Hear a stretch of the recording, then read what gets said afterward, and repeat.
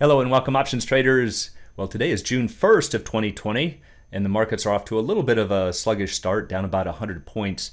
But I have one of the most commonly asked questions that I've been getting during coronavirus is about risk management. And people always want to say, when should I close a trade if it's moving against you? And it's a good question. And the reason is that most people, if they have a trade that's moving for them, they tend to take profits too quickly. And when it's moving against them, they tend to exit too quickly. And so these are really good topics that I like to talk about. And what these traders are really getting down to are things that we would call trading rules. Have lots of different trading rules. When should I exit? How much profit? Things like that. And they're just ways to kind of force discipline so that we can make a decision when those opportunities are presented. So the one that they're looking at here is when to close a trade if it's moving against you. What type of trading rules should we have? And there's a lot of them out there. Some of the most common are close if the trade is at a 50% loss or an X% loss. So I paid $6 for the option, it's trading for $3, I'm out. Or I might say close if there's no profit after the halfway point. So I buy a 30-day option, nothing's happened after 15 days, I'm out. So there's all of these different disciplines that people try to use to exit a position to try to salvage that remaining value if it's not producing a profit. But there's a big problem with these. And I'm not saying that these trading rules are bad by themselves, but what I am saying and what I want to show you here is that most people set them up for the wrong reasons and end up setting themselves up for losses. So let me start with an example first. So let's say that we have 10 doors in front of us, and our belief is that there's some type of a big prize behind one of these doors. That's our premise. That's what we feel. Maybe it's $1 million, it's a new car, it's some type of a prize, but it's somewhere in here. Well, if that's true, let's start opening doors. We open up door number 1, nothing there. Number 2, strike out. Number 3, nothing. Number 4, we get to number 5, and we say, you know what? Let me get out. Well, you have to ask yourself, where's the logic in that? We thought it was somewhere in these 10. Why are we exiting after 5? And then traders will say, well, let me move on to something else. And now because I've closed out that trade and I've opened a new one, I've got this new game in front of me. And I now believe that something big is behind one of these 10 doors. And so let's start over. And so we start opening doors, number 1, number 2, number 3, number 4, nothing, number 5, strike out. You know what? Let me get out. Well, again, where's the logic in that? What you're saying is that for some reason, just because you entered this game here, now the probabilities have somehow shifted that they're much more likely to be behind one of the first 5 doors. That's not what you said in the beginning. In the beginning, you said it was somewhere equally likely behind one of these 10 doors. But once you're committed to the game, for some reason, psychologically, we feel that now there's got to be a really good chance it's in the first 5, and that's absolutely false. So if you can see the error here, what does this have to do with options trading? Well, rather than doors, maybe these are days. So let's say we think something is going to happen in the next 10 days, or it could be 30 days or a year. It doesn't matter. Pick a number.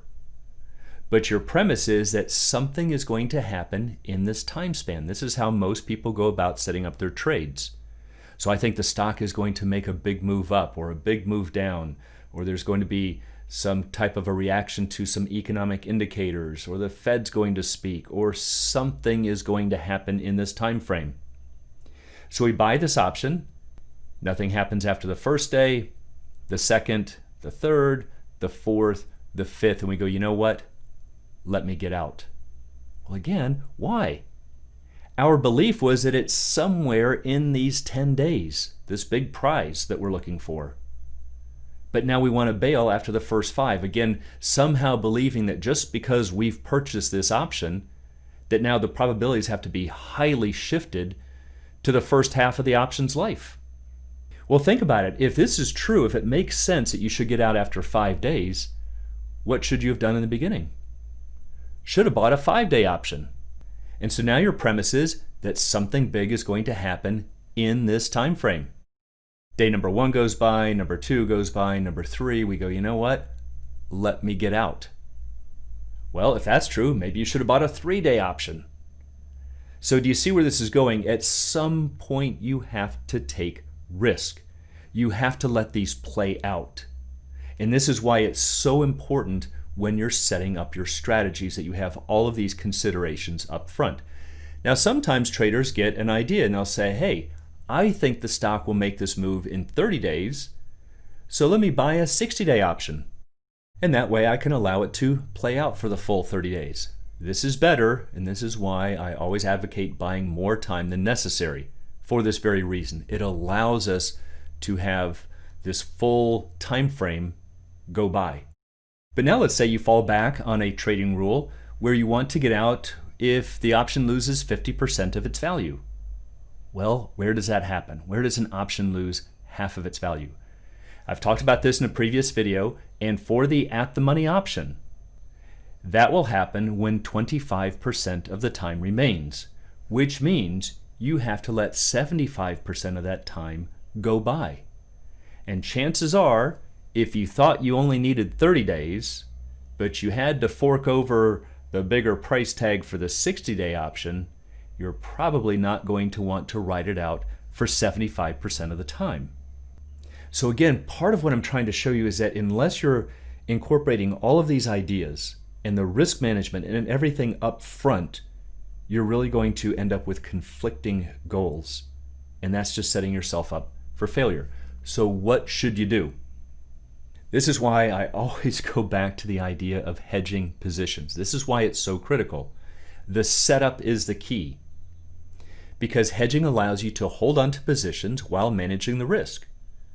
So if you get into a position and now you're up 30%, what happens? People want to exit too soon. How do you know this wasn't going to be a 5x trade or a 10x trade? And we'd end up with a big regret. We need to let those things run.